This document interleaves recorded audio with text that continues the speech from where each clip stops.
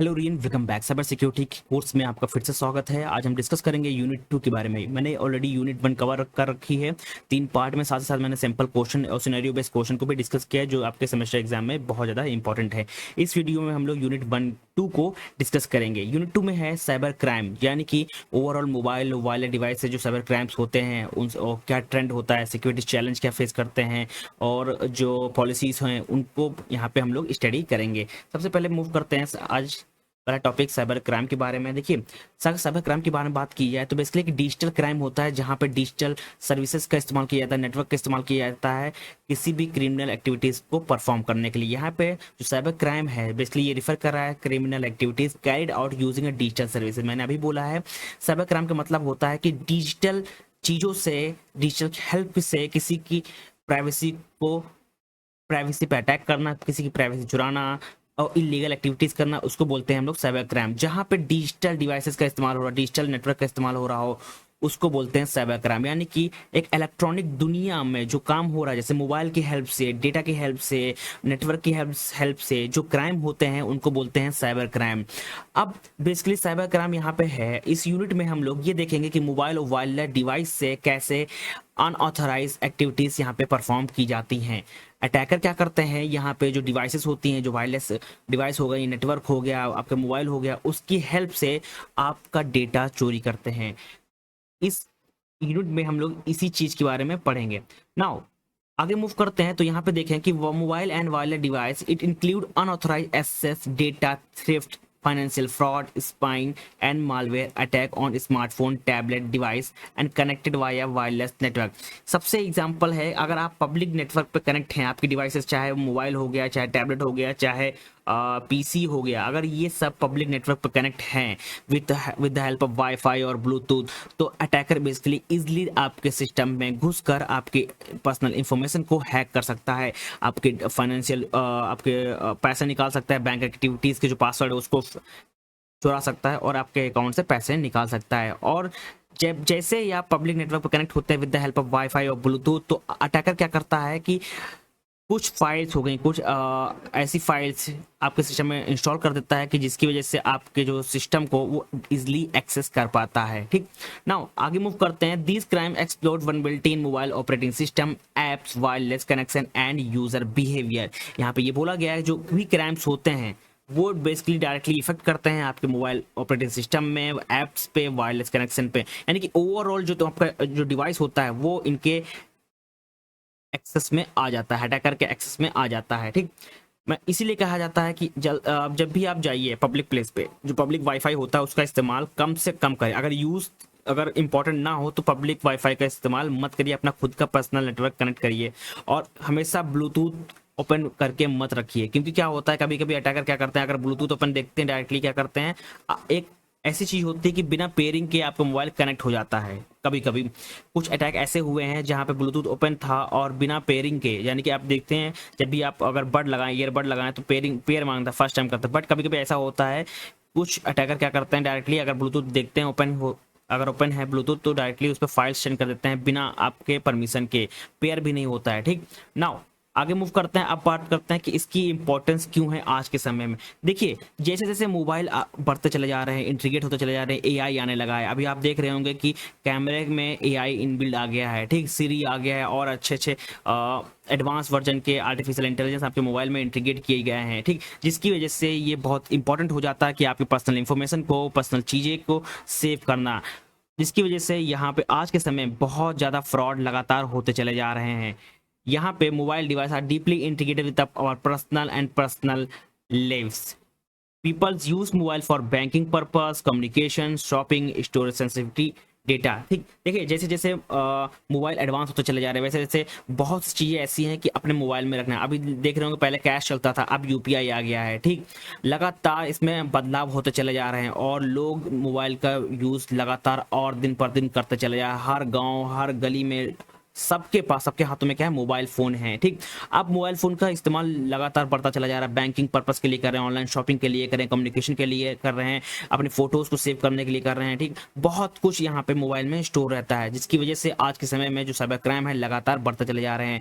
एक चीज़ और, यहाँ पे जो नेटवर्क है वो भी लगातार बढ़ता चला है। 3G 2G था पहले, 3G आया, फिर 4G आया, फिर 5G आया, अब वाईफाई आ गया, ब्लूटूथ भी, ब्लूटूथ का जो वर्जन है वो भी चेंज हो चला है, 5G जो ब्लूटूथ है 5.0 तक भी आ गया है। तो लगातार टेक्नोलॉजी में अपडेट होते चला जा रहा है, जिसकी वजह से अटैकिंग करना, सिस्टम को हैक करना और इजीली होता चला जा रहा है। प्राइवेसी भी बढ़ते चले जा रहे हैं, बट अटैक भी बहुत ज़्यादा यहाँ पे हो रहे हैं। Mobile user often ignore security practice make them easily target. आपको अभी थोड़ा ध्यान देखिए, जब भी आप कोई ऐप डाउनलोड करें जहाँ पे पॉलिसीज होती हैं, लगातार कोई पॉलिसीज पढ़ता नहीं, लगातार कंटिन्यू कंटिन्यू करते करते करते ओके दबा देते हैं, ठीक। अब यहाँ पे इजी ये हो जाता है कि जो अटैकर को बहुत इजीली उनको पता है कि आजकल का जो युवा है वो सिक्योरिटी पॉलिसीज को नहीं पढ़ता है, वो डायरेक्टली क्लिक करता चला जाता है, ठीक। तो इसकी वजह से जो अटैकर होते हैं, जो अटैक करते हैं, वो और इजीली हो जाता है। टारगेट को बेवकूफ़ बनाना और उनके मोबाइल को एक्सेस करना बहुत ही इजीली यहाँ पे कंडक्ट किया जाता है आज के समय में, ठीक। नाउ अब फैक्ट्स क्या है, देखिए लगातार साइबर क्राइम जो लगातार बढ़ते चले जा रहे हैं। एंड अगर एनुअली की बात की जाए, 50% साइबर क्राइम यहाँ पे बढ़ते चले जा रहे हैं, डिजिटल फ्रॉड बढ़ते चले जा रहे हैं, ठीक। अगर 2024 की बात की जाए, मोर देन 5 बिलियन पीपल जो स्मार्टफोन यहाँ पे यूज़ कर रहे हैं, वो मैसिव अटैक सरफेस में है। यानी कि बहुत, अभी हमने हाल में देखा होगा कि अगर बात की जाए, मैं कंपनी नाम नहीं लूँगा, यहाँ पे अगर एक सिम है, मान लीजिए XYZ नंबर से, ठीक। तो सेम नाम का सेम कुछ महीने बाद सेम नंबर का सिम यहाँ पे एक्टिवेट हो जा रहा है। और क्योंकि पहले अगर मान लीजिए इस यूज़र ने इस सिम को खरीदा जिसका नंबर है XYZ, अब इसने क्या किया, इसी नंबर से अब बैंक अकाउंट ओपन कराया, और कुछ समय बाद क्या होता था, इसी सेम नंबर से एक और सिम इशू हो जा रहा था, और उसके बाद क्योंकि बैंक अकाउंट ऑलरेडी लिंक है इस नंबर से, तो यहाँ पे इजिली अटैकर क्या कर ले रहा था, मनी को चोरी कर ले रहा था, ठीक। और यहाँ पे एक चीज़ और है कि पब्लिक वाईफाई जो नेटवर्क है वो बेसिकली बहुत बढ़िया जिम्मेदार है इस अटैक के लिए, डेटा ब्रीच के लिए। क्योंकि आप देख रहे होंगे गवर्नमेंट क्या कर रही है कि वो प्लेटफॉर्म पे फ्री वाईफाई को एक्सेस दे रही है कि आप फ्री वाईफाई इस्तेमाल करिए। अब अटैकर क्या कर रहे हैं, इसका इस्तेमाल कर रहे हैं, इसकी हेल्प से डेटा ब्रीच हो जा रहा है, डेटा मोबाइल का इंफॉर्मेशन चोरी हो चला जा रहा है, ठीक। नाउ आगे मूव करते हैं, बात करते हैं कि proliferation of mobile and wireless device. देखिए लगातार जैसे जैसे समय बीता चला जा रहा है, टेक्नोलॉजी और एडवांस होती चली जा रही है। डिजिटल वॉच आ गई हैं, ठीक, ईयरबड्स आ गए हैं, ठीक, जो कि ब्लूटूथ से कनेक्ट होते हैं। पहले वायर वाले थे जहाँ पे कोई ब्लूटूथ नहीं था, डायरेक्टली आप वायर मोबाइल में लगाइए, या आपका मोबाइल है वायर लगाइए, डायरेक्टली कान में लगा के सुनिए। अब क्या आ रहा है, जो बड आ रहे हैं, ठीक, ईयरबड आ रहे हैं, उसमें क्या हो रहा, उसमें वाईफाई भी आ रहा है, ठीक, और ब्लूटूथ भी कभी कभी आ रहा है, ठीक। देखो लेटेस्ट टेक्नोलॉजी बदलती चली आ रही है, ठीक। अब ब्लूटूथ आ रहा है, ब्लूटूथ बेसिकली आपके मोबाइल से कनेक्ट होता है, इजिली इन चीज़ों को हैक करना बहुत ही इजिली होता है, ठीक। अब यहाँ पे देखिए जो ग्रोथ है स्मार्टफोन की, टैबलेट की, जो वायरलेस चीज़ें की, जैसे कि स्मार्ट वॉच हो गया, ठीक, लगातार बढ़ती चली जाएगी। अगर स्मार्ट वॉच की बात करें तो यहाँ पे अगर 2025 में अभी तक की बात करें तो 562 यहाँ पे मिलियन लोग स्मार्ट वॉच का इस्तेमाल कर रहे हैं। आने वाले समय में अगर 2029 की बात करें तो यहाँ 740 मिलियन पीपल यहाँ पे स्मार्ट वॉच यूज़ करेंगे, क्योंकि बहुत ज़्यादा डिमांड है, बहुत तेज़ी से बढ़ती चली जा रही है। क्योंकि यहाँ पे जो स्मार्ट वॉच के अंदर बहुत कुछ यहाँ पे फीचर्स इंक्लूड हैं, जैसे कि एजुकेशन हो गया, फिटनेस हो गया, हेल्थ केयर से रिलेटेड यहाँ पे इंफॉर्मेशन आ रही है, और ये लगातार बढ़ते चले लोग यहाँ पे खरीद रहे हैं, ठीक। देखिए जैसे जैसे टेक्नोलॉजी बढ़ती चली जाएगी वैसे वैसे यहाँ पे साइबर क्राइम और भी ज़्यादा बढ़ेंगे। क्योंकि अब क्या होता है, आज का जो जनरेशन है वो सिर्फ टेक्नोलॉजी पे विश्वास करता है, और सब कुछ टेक्नोलॉजी के अंदर यानी मोबाइल के अंदर ही स्टोर करता है, चाहे वो फोटोज़ हो, चाहे इंपॉर्टेंट डेटा हो, आधार कार्ड हो, पैन कार्ड हो, ठीक, और पासवर्ड भी सेव कर लेते हैं मोबाइल पे, क्रोम पे, ठीक। तो ये बेसिकली ईजिली होता है हैक करना कोई चीज़। अब अगर इंटरनेट पेनिट्रेशन की बात करी जाए 4G 5G के लिए, तो बेसिकली जितनी तेज से पहले टाइम में क्या था कि 1G चलता था, फिर उसके बाद 2G आया, 3G आया, 4G आया, 5G आया, जिसकी स्पीड हो गई है 1 to 10 GB पर सेकेंड, ठीक। जिसकी वजह से जो रियल टाइम डेटा ट्रांसफ़र है वो बहुत तेज से हो जाता है, और अल्ट्रा लो लेटेंसी है, सपोर्ट मोर कनेक्टेड डिवाइसेस यहाँ पे, यानी कि मल्टीपल डिवाइसेस को एक साथ कनेक्ट कर सकते हैं with the help of 5G network, और रियल टाइम एप्लीकेशन आप इस्तेमाल कर सकते हैं, जैसे कि गेमिंग हो गया, रिमोट वर्क हो गया, और मोबाइल स्ट्रीमिंग हो गया, जिसकी वजह से अटैकर इसका इस्तेमाल कर रहे हैं। क्योंकि यहाँ पे रियल टाइम इंफॉर्मेशन को शेयर कर सकते हैं बहुत तेज़ी से, क्योंकि इसकी स्पीड होती है 5G की, वो 1 to 10 GB पर सेकेंड होती है, ठीक। नाउ अगर एक्सपेंशन की बात करें आईओटी की, यहाँ पे इंटरनेट ऑफ थिंग की, देखिए जैसे जैसे टेक्नोलॉजी बढ़ती चली जा रही है, स्मार्ट डिवाइस आती जा रही है, वैसे ही और चीज़ें यहाँ पे इंक्लूड हो रही हैं। आपके घरों में स्मार्ट होम अप्लायंसेस आ गए हैं, कार आ गया है, हेल्थ मॉनिटर सिस्टम आ गया है, बहुत सी चीज़ें आ गई हैं। कार के अंदर भी एक बड़ी सी स्क्रीन मिल गई आ गई है जो, और सेल्फ ड्राइविंग कार आ गई, जिसकी वजह से आने वाले समय में कार को हैक करना भी बहुत ही ईजिली हो जाएगा। अभी भी बहुत देख रहे होंगे कार, अभी एक वीडियो आया था हाल ही में कि जहाँ पे कार को एक अटैकर ने निशाना बनाया था, वो एक्सेस कर लिया था। तो ये चीज़ लगातार यहाँ पे बढ़ती चली जाएंगी। अगर 2025 की बात करें, नंबर ऑफ जो कनेक्टेड आईओटी डिवाइस हैं वो बेसिकली एक्सपेक्टेड तो एक्सीड हो गए हैं 30 बिलियन। आप यहाँ पे नंबर देख सकते हैं कितना बड़ा नंबर है 2025 में।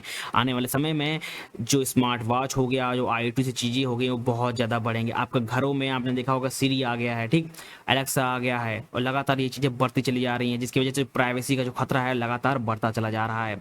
अगर ट्रेंड की बात करें, ट्रेंड इन मोबिलिटी की बात की जाए, तो basically bring your own device है। यहाँ पे employ use their personal device to access organization data and system.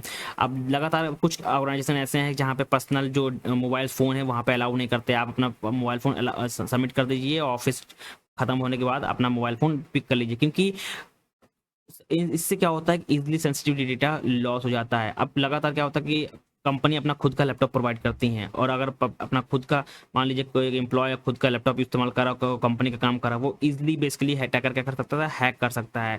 इसीलिए कंपनीज क्या करती हैं, अपना खुद का लैपटॉप प्रोवाइड करती हैं, उसमें कुछ चीज़ें होती हैं जो रिस्ट्रिक्टेड होती हैं, आप इसका इस्तेमाल नहीं कर सकते, ये नहीं कर सकते, ठीक। सेकंड चीज़ है मोबाइल क्लाउड कंप्यूटिंग, जहाँ पे जो हैवी ऐप्स होते हैं, अब बेसिकली डायरेक्टली क्या होते हैं, क्लाउड सर्विस प्रोवाइड कर रहे हैं, यानी कि जो स्टोरेज हो गया, प्रोसेसिंग का टाइम, वो डायरेक्टली क्लाउड से आ रहा है, आपके लोकल मशीन पे डायरेक्टली नहीं कर रहा है। आपको जो सर्विसेज हो रही हैं वो क्लाउड से आ रही हैं, ठीक, क्योंकि यहाँ पे जो नेट की कनेक्टिविटी है वो ज़्यादा हो गई, 5G कनेक्टिविटी के साथ यहाँ पे काम हो रहा है। मोबाइल के अंदर मोबाइल पेमेंट वॉलेट आ गया, जैसे कि यूपीआई हो गया, गूगल पे हो गया, एप्पल पे हो गया, और पेटीएम होगा। आपको कैश रखने की जरूरत नहीं है, यानी कि ओवरऑल जो कैश रखने का सिस्टम था वो डायरेक्टली मोबाइल पे आ गया, जिसकी वजह से जो रिस्क है फ्रॉड करने की संभावना वो ज़्यादा यहाँ पे बढ़ गई। एक और चीज़ मैंने स्टार्टिंग में बोला था, एआई पावर्ड मोबाइल ऐप। अब ऐसे ऐसे मोबाइल ऐप बन गए जहाँ पे एआई का इस्तेमाल हो रहा है, जैसे कि गूगल असिस्टेंट, सीरी हो गया, और प्रेडिक्टिव ऐप हो गया, जिसको जो एआई के इस्तेमाल कर रहे हैं। तो बेसिकली इजीली हो जाता है अटैकर के लिए टारगेट करना। यहाँ पे डीप फेक स्कैम भी बहुत ट्रेंड चल रहे हैं इस समय। फिफ्थ है रिमोट वर्क मोबाइलिटी, यानी कि आपने देखा होगा कि कोविड समय में एक ऐप लॉन्च हुआ था, गवर्नमेंट ने लॉन्च किया, जहाँ पे आपका लोकेशन था वो यहाँ पे मांग रहा था, और आपके आसपास के जो भी इन्फेक्टेड पीपल हैं वो वहाँ पर शो कर रहा था। लगातार इसी चीज़ को आगे बढ़ते और भी ऐप यहाँ पे बने, जहाँ पे जो यहाँ बेसिकली जो मैनेजमेंट है और जो डेटा है वो इजीली यहाँ पे एक्सेस हो पा रहा है। आपने देखा होगा कि स्कैम चल रहा है जहाँ पे आपका लैपटॉप खराब हो जाता है, तो कुछ कंपनीज को ऑर्गेनाइजेशन क्या करते हैं कि कहते हैं कि हम इस कंपनी से बोल रहे हैं आपका लैपटॉप ठीक कर देंगे, आप हमको क्या करिए, अपना लैपटॉप का रिमोट एक्सेस दीजिए। आपके सिस्टम में एक ऐप को इंस्टॉल करते हैं और आप इजिली वो एक्सेस कर लेते हैं, और इजिली आपके जो इन्फॉर्मेशन है, इंपॉर्टेंट इन्फॉर्मेशन को वो इजिली एक्सेस कर लेते हैं। नाउ अब बात करते हैं credit card fraud in mobile and wireless computing era में, जहाँ पे मोबाइल बेस्ड क्रेडिट कार्ड जो फ्रॉड टेक्निक्स हैं वो यहाँ पे इस्तेमाल करते हैं। पहला होता है फिशिंग ऐप, जहाँ पे फेक ऐप बनाए जाते हैं, यानी कि सेम टाइप का, अगर आपका सेम ऐप होगा, आपका रियल ऐप, ये है क्या है, रियल ऐप है, और सेम इसी तरह का दिखने वाला एक फेक ऐप बनाया जाता है, और आपको डायरेक्टली आपके सिस्टम, आप क्या कर लेते हैं, मोबाइल में इंस्टॉल कर लेते हैं और लॉगिन करते हैं डिटेल ड्रिल, तो आपके इजीली अटैकर के पास क्या चले जाती है, इंफॉर्मेशन चली जाती है, ठीक। ये स्कैम चल रहा है। अब आता है फॉर्म चेकिंग, जहाँ पे एक कुछ कोड आपके मोबाइल ब्राउजर पे डाल दिया जाता है। जब भी आप मान लीजिए कोई शॉपिंग करते हैं, आप कार्ड डालते हैं, डिटेल डालते हैं, तो वो card detail basically directly attacker के पास चला जाता है with the help of malicious code, यानी कि आपके एक ऐसा कोड जो आपके ब्राउजर पे, मोबाइल ब्राउजर पे स्टोर कर दिया जाता है, और जब भी कोई शॉपिंग करते हैं, कार्ड की इन्फॉर्मेशन डालते हैं, तो कार्ड की इन्फॉर्मेशन किसको चली जाती है, अटैकर के पास चली जाती है। थर्ड है पब्लिक वाईफाई अटैक। अब जब भी आप पब्लिक वाईफाई इस्तेमाल करते हैं, यानी कि किसी प्लेटफॉर्म का वाईफाई इस्तेमाल करते हैं, और वहीं पे आप किसी को पेमेंट करते हैं with the help of card, तो आपकी इन्फॉर्मेशन, यहाँ पे जो कार्ड की इन्फॉर्मेशन वो चली जाती है, वो क्योंकि अनसिक्योर नेटवर्क है, और इजिली कोई अटैकर यहाँ पे इस्तेमाल कर लेता है। नेक्स्ट आप बात करते हैं यहाँ पे कॉन्टैक्ट लेस पेमेंट रिस्क की, जहाँ पे टैप टू पे हो गया, NFC सिस्टम हो गया, ये बेसिकली इसकी जो सिक्योरिटी होती है वीक होती है, क्योंकि यहाँ पे क्या होता है कि आप डायरेक्टली कार्ड को सिर्फ टैप करिए, कोई ओटीपी नहीं होता है, कोई पिन नहीं होता, डायरेक्टली ये इजी होता है सिक्योरिटी को ब्रीच करना और इजिली इसका स्कैम हो सकता है। नेक्स्ट आता है social engineering. Social engineering basic क्या होता है कि यूजर को अटैक करना, यूजर को बहलाना फुसलाना और उसको अपने वश में करना, उससे ओटीपी निकलवा लेना। यानी कि आपके घर पे कॉल करेंगे मम्मी को और बोलेंगे कि आप इतनी लॉटरी जीत गए, आपको बस क्या करना है कि ओटीपी शेयर करना है, ठीक। अब वो क्या करते हैं, उनकी बातों में आकर ओटीपी को शेयर कर देते हैं और उनकी सारी डिटेल्स चली जाती हैं। ये कैसे परफॉर्म किया जाता है, आपको कॉल किया जाता है और आपको या मैसेज किया जाता है। नेक्स्ट आता है ऐप परमिशन, यानी कि मैंने अभी बोला स्टार्टिंग में कि जब भी क्या होता है, आज का युवा क्या कर रहा है, डायरेक्टली ऐप डाउनलोड करता है, पॉलिसी को रीड नहीं करता, डायरेक्ट कंटिन्यू करते करते और ऐप यूज करने लगता है। जो परमिशंस होती हैं वो भी बहुत इंपॉर्टेंट होती हैं, क्या परमिशन इस्तेमाल कर रहा है। यानी कि अगर मान लीजिए कैलकुलेटर एक ऐप है, वो अगर कैमरा का ले रहा है, कॉन्टैक्ट का एक्सेस ले रहा है, तो इसका कोई मतलब नहीं, कॉन्टैक्ट का एक्सेस लेना, कैमरा का एक्सेस लेना कोई मतलब नहीं, क्योंकि वो कैलकुलेटर ऐप है। कैलकुलेटर ऐप में सिर्फ क्या होता है, अपना कैलकुलेशन होता है, उसको ना कैमरे की एक्सेस जरूरत है, ना जो मोबाइल की लिस्ट की जरूरत है। तो यहाँ पे ऐसी परमिशन होती हैं जो मिसयूज हो सकती हैं, जैसे कि यहाँ पे एसएमएस इंफॉर्मेशन, कांटेक्ट हो गया, कॉल लॉग हो गया, ठीक। ये इंफॉर्मेशन इंपॉर्टेंट है, आपको खाली ध्यान रखना कि कौन सा ऐप इस्तेमाल हो रहा है, क्या उसको परमिशन मैं दे रहा हूँ। जैसे कि अभी मैंने एग्जांपल लिया, एक है कैलकुलेटर ऐप, ठीक। कैलकुलेटर, इसका बेसिकली काम क्या होता है, कैलकुलेट करना, कोई सम करना, ऐड करना, सब्ट्रैक्ट करना। अब इसको हम लोग परमिशन देते चले जा रहे हैं कॉन्टैक्ट की, एसएमएस की, कॉल लॉग की, कैमरा की, तो इनकी क्या जरूरत है। तो इसी का इस्तेमाल कंपनीज करती हैं, अटैकर करते हैं कि अब अच्छा इस बंदे ने इसका जो परमिशन दे रखी है, तो मैं इजली इसकी हेल्प से, इस ऐप की हेल्प से इसकी इंफॉर्मेशन को चुरा सकता हूँ। तो ये चीज़ यहाँ पे होती है। अगर रियल वर्ल्ड एग्जांपल की बात की जाए तो सेवरल केस हैं जहाँ पे मोबाइल बैंकिंग फ्रॉड हुआ due to the SIM swipe. मैंने अभी एग्जांपल लिया जहाँ पे एक कंपनी है, उसने एक सिम निकाला XYZ नंबर से, कुछ समय बाद सेम नंबर का सिम यूजर को हो जाता है इशू। यानी कि एक ही नंबर के सिम 2 पर्सन इस्तेमाल कर रहे हैं, एक है अटैकर, एक रियल।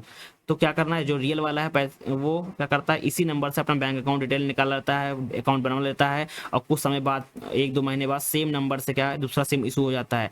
अब जो दूसरा सिम इशू होता है, अटैकर क्या करता है, क्योंकि एक ऑलरेडी इस नंबर से बैंक अकाउंट बना रखा है, तो जो ओटीपी आता है वो दूसरे नंबर पर भी आने लगता है। तो इजिली क्या होता है, ये चीज़ें ये आपका जो पैसा है वो इजिली एक्सेस कर लेता है। ये जो फेक ऐप वाला था और अटैक वाला था, ठीक, सिम स्वैप वाला था, ये अटैक 2023-24 में बहुत ज़्यादा देखने को मिला था, जहाँ पे कंपनी है एयरटेल, जहाँ एयरटेल का इस्तेमाल बहुत ज़्यादा हुआ था सिम स्वाइप करने की। यानी कि एक ही नंबर के दो तीन सिम, दो सिम यहाँ पे इशू हो रहे थे, डुप्लीकेट सिम निकल रहे थे और बहुत लंबा फ्रॉड हुआ था, जहाँ पे आप देख सकते हैं जो कस्टमर का जो पैसा था, यहाँ पे देख सकते हैं कितना ज़्यादा अमाउंट यहाँ पे लॉस हुआ था, ठीक। नाउ अगर सिक्योरिटी चैलेंज बात की जाए अगर मोबाइल डिवाइसेस के बारे में, तो यहाँ पे पहला आता है डेटा लीकेज के बारे में। यानी कि किसी भी ऐप के थ्रू हम लोग डेटा को इंफॉर्मेशन को एक्सेस कर सकते हैं, सेंसिटिव डेटा का मिसयूज कर सकते हैं, जैसे कि कॉन्टैक्ट हो गया, मैसेज हो गया और लोकेशन हो गया। अगर हमने देखा होगा कुछ मोबाइल में ऐसे ऐप होते हैं जो क्लाउड का इस्तेमाल करते हैं, यानी कि हम लोग उनको कौन सा कंट्रोल देना है, क्या कंट्रोल देना है हमको नहीं पता होता, हम डायरेक्टली सारे कंट्रोल दे देते हैं, तो अपने जो हमारी इंफॉर्मेशन होती है वो क्लाउड पे सेव होने लगती है। सेकंड है insecure wifi and Bluetooth connection, जहाँ पे अगर हम लोग मैंने पहले अभी भी कह रहा हूँ कि पब्लिक वाईफाई का इस्तेमाल मत करिए किसी भी शॉपिंग करने के लिए, किसी को पैसे भेजने के लिए। अगर ज़रूरत नहीं है तो इस्तेमाल बिल्कुल मत करिए, क्योंकि यहाँ पे man in the middle attack भी हो सकता है, यानी कि आपके कनेक्शन पे, यानी कि आप हैं सेंडर हैं और एक रिसीवर होगा, उसके बीच में कोई अटैकर आपके नेटवर्क पे अटैक करके आपके इंफॉर्मेशन को देख रहा है और चोरी कर रहा है। थर्ड है डिवाइस लॉस, यानी कि मान लीजिए कि आप कोई भी ऐसी डिवाइस नहीं इस्तेमाल करनी है जो चोरी की हो। अब पता है कि अभी तक से बहुत समय में अभी चल रहा है ट्रेंडिंग में बहुत समय से कि चोरी के मोबाइल बेचे जा रहे हैं सेकंड हैंड कह के सेकंड हैंड मोबाइल हैं, और इसलिए बेसिकली चोरी के मोबाइल होते हैं, जहाँ पे stolen device with no password encryption can lead to serious data breach. यानी कि अब मान लीजिए एक पर्सन था ए, उसका मोबाइल क्या हो गया, चोरी हो गया, ठीक। अब उसको बी पर्सन को, वो बेसिकली अटैकर निकला और उसने क्या किया, मोबाइल में कुछ ऐसी इंफॉर्मेशन यानी कि ऐसा कोड डाल के उसको क्या कर दिया, सी पर्सन को भेज दिया। अब सी पर्सन बेसिकली अपना बैंक अकाउंट डिटेल्स ऐप चला रहा है और ये अटैकर के पास इंफॉर्मेशन जाती जा रही है, तो ये बहुत बड़ा रिस्क है। नाउ नेक्स्ट आता है malware and malicious app. Malware basically बात की जाए तो ऐसे ऐप डाउनलोड कर लेते हैं जो अनट्रस्टेड सोर्स से हो, यानी कि अभी मैं बात करूं कुछ ऐप हैं जैसे कि कैसल की बात की जाए तो वो गूगल प्ले स्टोर पर नहीं है, वो डायरेक्टली हम लोग गूगल से डाउनलोड करते हैं। ठीक, तो यहाँ पे क्या है, अनट्रस्टेड सोर्स हैं, हमको नहीं पता है इस ऐप के अंदर क्या है क्या नहीं है, कौन से परमिशन ये मांगेगा, क्या एक्सेस करेगा, हमको कुछ नहीं पता है। ठीक, जो ऐप गूगल प्ले स्टोर पे अवेलेबल हैं, ठीक, वो सिक्योर होते हैं ज़्यादातर, बट अगर हम लोग डायरेक्टली गूगल से डाउनलोड करें वो अनसिक्योर भी हो सकते हैं। ठीक, फिफ्थ है लैक ऑफ रेगुलर अपडेट, यानी कि कुछ समय तक अगर हम लोग हमारे पास सिस्टम में अपडेट आ रहे हैं, ऐप में अपडेट आ रहे हैं, तब तो वो बढ़िया है, क्योंकि जब भी कोई प्रॉब्लम आती है, मान लीजिए कुछ ब्रीच आ गया, तो उसके कंपनी क्या करती है, उस सॉल्व करने के लिए उस चीज़ को तुरंत एक अपडेट निकाल देती हैं। बट अगर अपडेट नहीं आ रहा है 1-2 साल से, तो वहाँ पे दिक्कत हो जाती है कभी कभी डेटा ब्रीच की। नाउ अगर registry setting for mobile device की बात करी जाए, क्योंकि ये क्यों जरूरी होता है, क्योंकि एक रजिस्ट्री क्या है, यहाँ पे एक डेटा बेस है जहाँ पे स्टोर किया जाता है जिस सेटिंग्स को, जैसे कि हो गया ऑपरेटिंग सिस्टम की, हो गया मोबाइल के वर्जन हो गए हैं, ठीक, वो सब यहाँ पे स्टोर होते हैं। और इनको मैनेज कौन करता है, MDM मैनेज करता है, यानी कि मोबाइल डिवाइस मैनेजमेंट।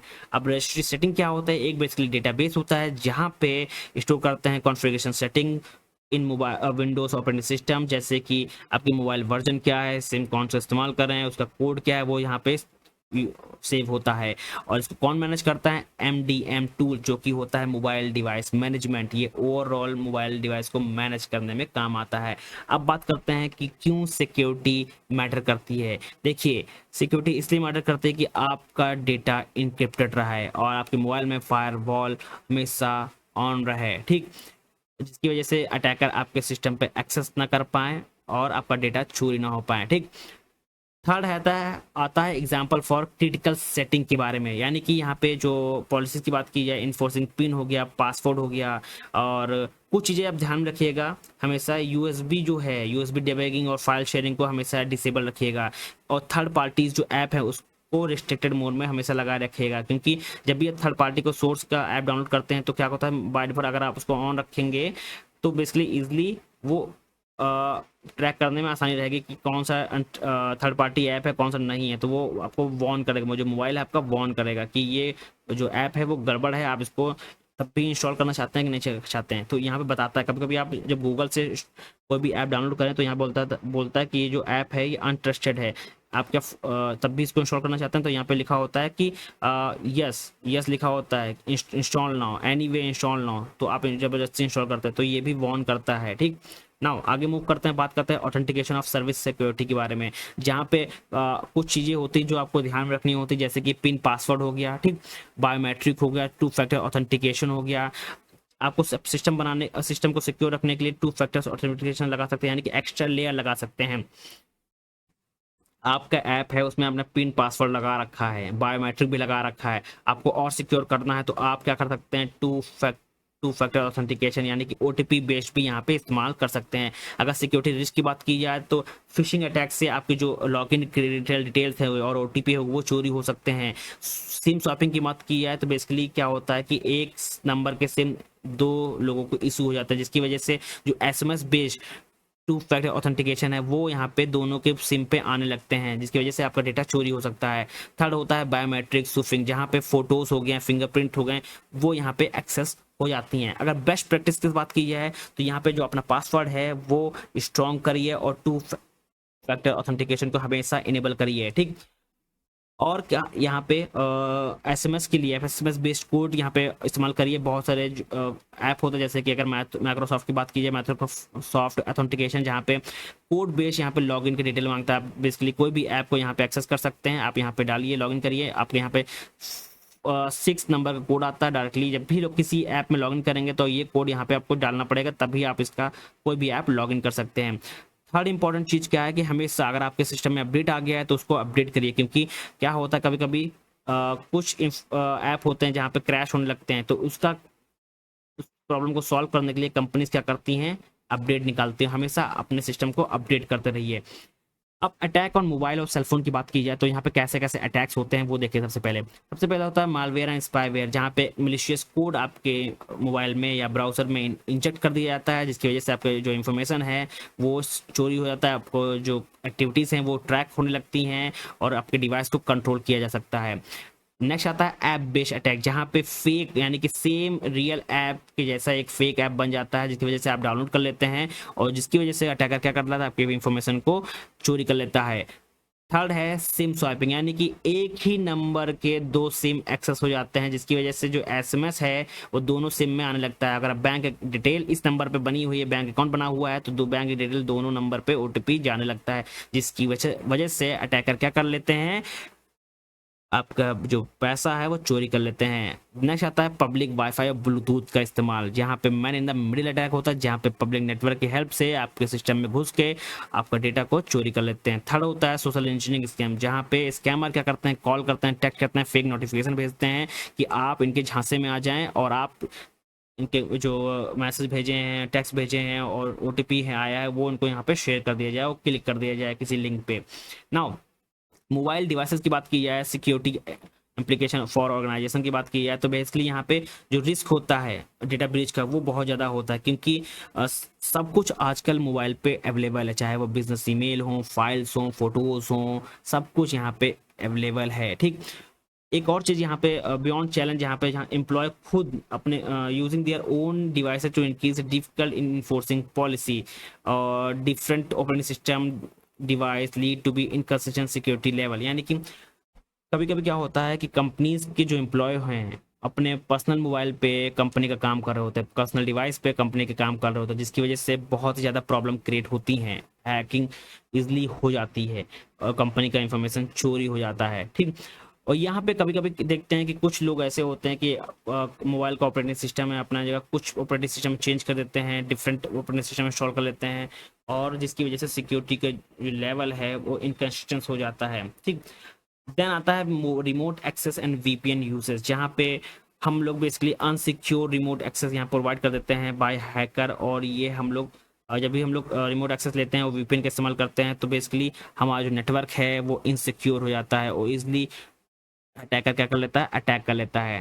देन आता है कंप्लायंसेस एंड लीगल रिस्क, जहाँ पे कुछ रूल्स होते हैं, कुछ कंट्रीज के यहाँ पे रूल्स बने हुए हैं, कितना क्या होता है, अगर आप इस रूल्स को अनफॉलो नहीं करते हैं तो आप पे फाइन लगता है। ठीक, जब क्योंकि यहाँ पे कुछ कंट्रीज हैं अपना अपना, जैसे यूरोपियन हो गया, यूएसए हो गया, कुछ अपना अपना यहाँ पे रूल्स लगाए हुए हैं, क्या करना चाहिए, कितना पब्लिक नेटवर्क इस्तेमाल करना, कैसे पब्लिक नेटवर्क को क्या सिक्योरिटी रहेगी, वो सब यहाँ पे मेंशन होता है, रूल्स एंड रेगुलेशन यहाँ पे फॉलो किए जाते हैं, अगर नहीं करेंगे तो आपको फाइन लगेगा। नाउ अगर लास्ट है organization measure for handling mobile device, जहाँ पे हम लोग एमडीएम का इस्तेमाल करते हैं, मोबाइल डिवाइस मैनेजमेंट, जो एक सॉफ्टवेयर होता है, टूल्स होता है जो कि मॉनिटर करता है, मैनेज करता है सिक्योर रखने के लिए आपका डिवाइस को।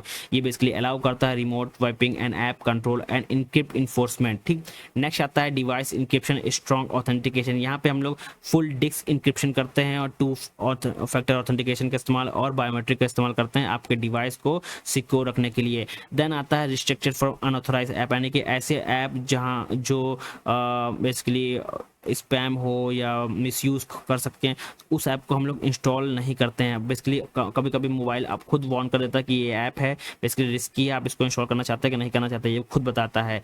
फोर्थ है secure access to corporate resource, जहाँ पे हम लोग वीपीएन का इस्तेमाल करते हैं टू रिमोट एक्सेस के लिए। इसके लिए हम लोग RBAM का इस्तेमाल कर सकते हैं, यानी कि रोल बेस्ड एक्सेस कंट्रोल का इस्तेमाल करते हैं, जो आपके डेटा को रिस्ट्रिक्ट मोड पे लगा देता है। ये बेसिकली यूजर यानी कि यूजर का क्या रोल है, वो डेटा का कितना लेवल तक एक्सेस कर सकता है, हम लोग उसको ग्रांट कर सकते हैं। नेक्स्ट आता है एम्प्लॉयज अवेयरनेस एंड ट्रेनिंग, हम लोग साइबर सिक्योरिटी की ट्रेनिंग प्रोवाइड कर सकते हैं, लेटेस्ट थ्रेट्स क्या है, फिशिंग टेक्निक्स क्या हैं, वो सब यहाँ पे हम लोग दे सकते हैं, अपने एम्प्लॉयज़ को समझा सकते हैं, जिसकी वजह से एम्प्लॉय को पता हो कब अटैक होता है, कैसे अटैक होता है, वो सब यहाँ पे डिटेल्स इनको पता हो। नेक्स्ट आता है organization security policy and measure in mobile computing era, जहाँ पे हम लोग बेसिकली क्लीन यूजर्स पॉलिसी का इस्तेमाल करते हैं, यानी कि have a written policy on what device can be used and which device can be access and how device can be access. ठीक, ये चीज़ यहाँ पे फॉलो होती है, यानी कि what device, which device and how device. ठीक, नेक्स्ट आता है रेगुलर सिक्योरिटी ऑडिट, जहाँ पे हम लोग अनयूजर एक्टिविटीज़ को मॉनिटर करते हैं। देन आता है बैच एंड अपडेट मैनेजमेंट, जहाँ पे हम लोग इंश्योर करते हैं कि जो हमारा मोबाइल ओएस है, वो एप्लीकेशन है, वो अप टू डेट रहे, यानी कि लगातार अगर अपडेट आ रहे हैं उसको हम लोग अपडेट करते रहें। नेक्स्ट है सिक्योर ऐप डेवलपमेंट, जहाँ पे हम लोग बेसिकली जो इंटरनल डेवलपर हैं, जो इंटरनल ऐप्स हैं, उनको हम लोग सिक्योर कोडिंग की हेल्प से सिक्योर बनाते हैं कि कोई भी अटैकर इजली से हमारे ऐप में घुस के डेटा को एक्सेस न कर पाए। नेक्स्ट आता है इंसिडेंट रिस्पांस प्लान, जहां पे हम लोग बेसिकली ये एस्टेब्लिश करते हैं क्लियर प्रोटोकॉल के साथ जो रिस्पांस करता है डिवाइस लॉस को और डेटा ब्रीच को, यानी कि इन दोनों को बचाने के लिए हम लोग यहाँ पे जो ओवरऑल प्लान है, प्रोटोकॉल्स है, वो यहाँ पे इस्टेब्लिश करते हैं। Now, ये यूनिट 2 का ओवरऑल ब्रीफ था, जहाँ पे मोबाइल्स के बारे में बात की है, डिजिटल डिवाइस के बारे में बात की है, जो इशू हुआ था सिम स्वैपिंग का, उसके बारे में हम लोग ने बात की। अब देखते हैं हम लोग इंपॉर्टेंट क्वेश्चन के बारे में, सिंपल क्वेश्चन। पहला क्वेश्चन शॉर्ट आंसर बनता है, पहला आता है कि what is the cyber crime in concept of mobile and wireless device. Then आता है mention any 2 type of cyber attack on mobile phone. Then आता है what is a BYOD, how does it pose a security risk. Then how does public Wi-Fi contribute to a mobile cybercrime? Define mobile cloud computing with an example. Then what are the registry setting in mobile device used for? क्योंकि ये basically जो registry setting है बहुत important, क्योंकि ये क्या करता है, स्टोर करता है आपकी जो इन्फॉर्मेशन हो गई, जैसे कि हो गया मोबाइल वर्जन हो गया और आईडी हो गई, वो सब यहाँ पे स्टोर करता है। Name 2 authentication method commonly use in mobile security. Then आता है what is the SIM swapping and how it can lead to be a fraud. Next आता है लॉन्ग क्वेश्चन, जहाँ पे 7 क्वेश्चन है। पहला है proliferation of mobile and wireless device and how it contribute to the cyber crime. Then आता है cyber describe the different trends in mobility and their implication of cyber security. Discuss various type of credit card fraud in the mobile and wireless computing era with example. Next है question of 4, explain the security challenge and posed by the mobile device in detail. Fifth है what are the organization security measures to protect against mobile related cyber threat. Next है discuss the importance and components of authentication service security in mobile device. Then है how can attacks on mobile phone affect organization and explain the real world implication. ये सारे question unit 2 के important question हैं। Thank you everyone, मिलते हैं next video में next unit के साथ।